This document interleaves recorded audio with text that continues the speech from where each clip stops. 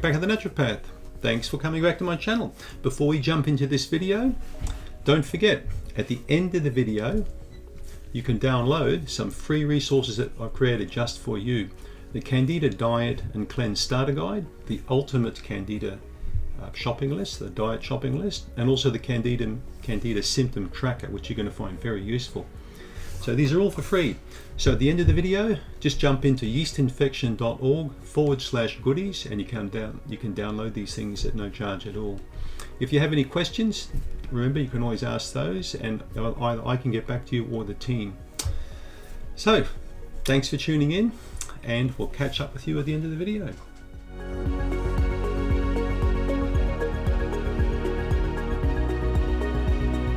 Back at Naturopath, how are you guys going? The question I got asked is, why does Candida seem to not develop a resistance against oregano?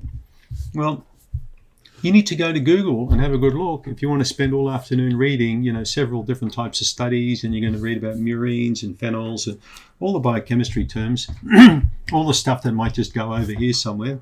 But oregano contains this extract, a compound called cavacrol.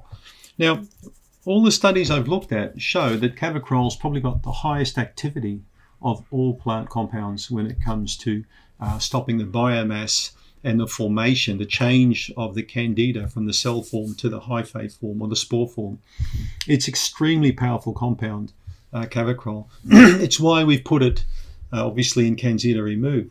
But I've often spoken about the Mediterranean and about how for 1,000 years plus people have used thyme and sage and basil, but more importantly oregano and thyme were used a lot with meat. So think about that for a minute. They were used a lot with meat, okay, to stop, maybe not candida, but to stop bacteria, to stop all kinds of microorganisms from really affecting that meat. So lots of foods were cooked in the Mediterranean with oregano and thyme. And it's very interesting that now science is validating all of this. But why does it not develop resistance? It's a difficult question to answer. Many plant compounds over time can, especially when they become highly refined and synthesized, because many compounds now, well, a lot of our drugs come from plants, we know that, or synthetic, compounds, basically copied from nature. But when we look at nature and we look at a compound like oregano, it's a very complicated plant essential oil. It's a complicated, substance. There are many, many, many different chemicals in this. And this is why it doesn't develop resistance, because it's attacking yeasts on many different levels at the same time. So it's a bit like if you've got a guy coming towards you and you've only got a little handgun, like a little, a Glock or something, whatever you call them, and you go boom, boom. You miss the guy, but now imagine pulling out 20 different weapons all at the same time. Rocket launchers, grenades, nerve gas, flamethrowers.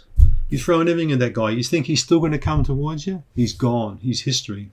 And that's what oregano does. It's got multiple novel mechanisms on how it attacks candida from multiple fronts. It actually destroys the endoplasmic reticulum of the cell, okay, of different types of bacteria as well. So it has an antibacterial effect. It basically stuffs yeast up. It stops it from really maturing or growing. It kneecaps it.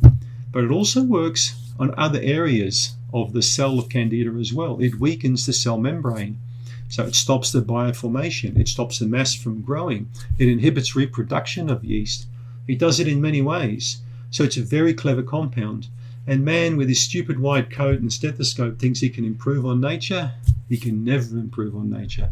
No drugs come near the potency of oregano. And I'm pleased for that, because nature wins. It always will, always has. Thanks for tuning in. It's Eric Backer again, the Naturopath. I hope you enjoyed that video. Remember, go to yeastinfection.org/goodies if you want to download my free resources I've created just for people like you. These are things I used in the clinic for patients and you'll find them very useful. It's the free Candida Diet, the Cleanse, so it's a good introduction on how to set your program together. There's the Ultimate Candida Diet shopping list, and there's also the Candida Symptom Tracker. yeastinfection.org/goodies. Thanks for tuning in and subscribe. Thank you.